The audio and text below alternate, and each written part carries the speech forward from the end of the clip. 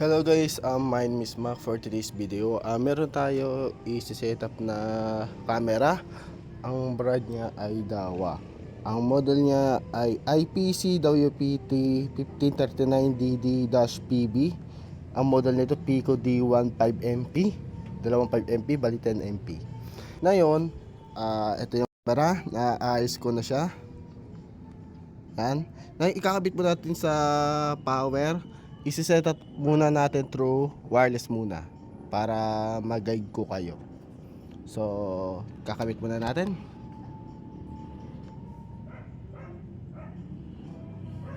Yan, nakabit ko na. Ayan, try natin. Ayan, bilo siya pula.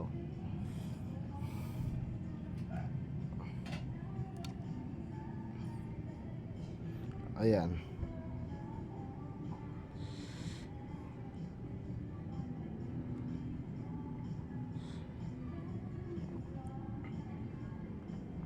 Yan, nagbe-blink. Please start wireless pairing. Wireless pairing daw.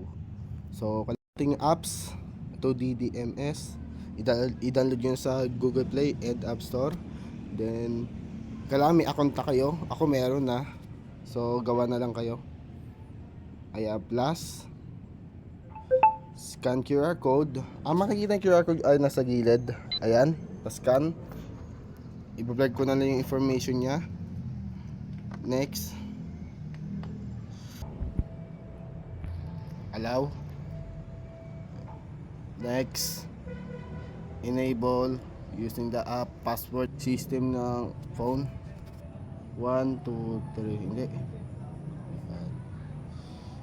Lagyan yung password ng wifi. Then next. Putin nyo ito add. Antayin natin. Successfully connected Ayos. to network. Yan, narinig ko complete daw. Antayin natin kumonek.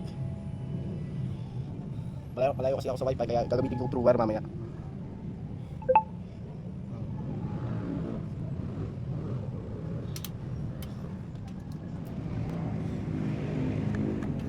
Yan, connected na. Anong pangalang gusto mo, okay na yung ganyan sa akin. Then on natin para may audio.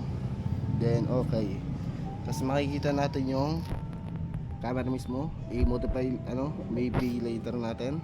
Ito yung kuha nya. Naglo-loading. Antayin natin. Wag mo muna natin i-update. Process later.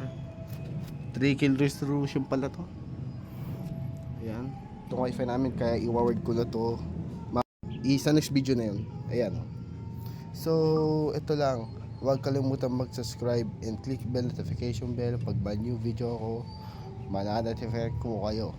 So, ito lang yung pag-setup ng Dahua Pico D1 5MP. Bali 10MP na nga ito kasi dalawang camera. So, ito lang. Bye-bye.